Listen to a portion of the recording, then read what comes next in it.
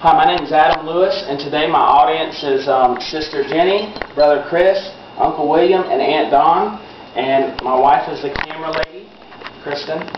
Today I'm going to tell you about a friend of mine who has been with me through the thick and the thin. When you think of friends, you think of people you hang out with, people that protect you, people that listen, and so on. The list goes on forever. The friend I'm going to talk about today, we met in the military. I was at a Marine supply warehouse, and we met while I was getting my gear for war. You have to get your bulletproof vest, all your packs, your clothes, your sleeping bag, so on and so on. So my friend just seemed to fit right in with you know, the style and stuff. And from there we started a very I guess you could say physically strenuous relationship.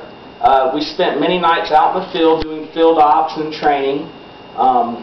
We were together doing field maneuvers and PT.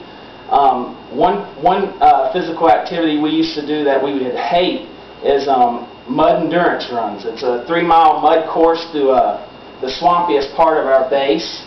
And we were pretty much in chest-high mud the whole time, swimming through this nasty mud. And it's funny, he never complained about it.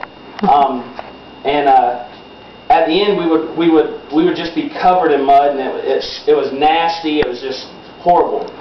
Well, my friend and I, we were preparing to go to Iraq. That's the whole reason why we was doing this stuff. So we found out we was going to Iraq, and the training got a little easier only because we knew we were about to deploy. He stayed at base while I went home on leave, and I got to visit my family before I deployed.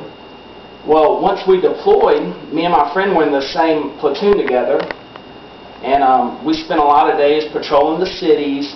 Some of the fun things we used to do was like hand candy out to kids, because over there they're not spoiled like kids here. They don't see candy. They don't get the, you know, they don't see chocolate or any of that stuff on a regular basis. It's all chickens and goats and, you know, farming. Another fun thing that we used to get into, which may not be fun for civilians, is firefights. We were always in the same firefights together. So that was always fun. Get our adrenaline going. But my friend was also a very protective friend. I remember when we first got into our IED blast, he helped shield me from rocks and debris that were flying from the explosion, and he kept, you know, he protected me from that stuff that could have hit me and potentially hurt me or not. And then we also we did mounted patrols, night ops, all kind of stuff that normal friends don't get to do on a daily basis. But the most memorable time that my friend was with me was probably the darkest day of my life. My friend me and my friend were aimed at by an enemy sniper. And when the sniper shot, my friend tried to stop the bullet, but he wasn't strong enough, and the bullet went through him, hitting me.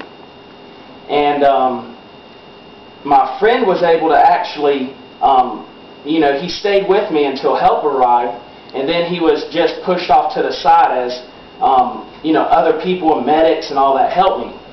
Well, we didn't get to see each other for about 1.5 years after that. And I finally found my friend, and he was in a supply room. And it was right before I went to get out. And I seen him up on a shelf, and a lance corporal that was in charge of the supply room said, "Hey, Lewis, this belongs to you." My friend isn't necessarily a human, but he's the helmet that I was wearing while I deployed to Iraq. And that's the scar that I got from it. So that's just a very memorable item of mine that I have, and that concludes my speech. Thank you. And there's Brother Chris, Sister Jenny, Uncle William and Aunt Dawn. And me.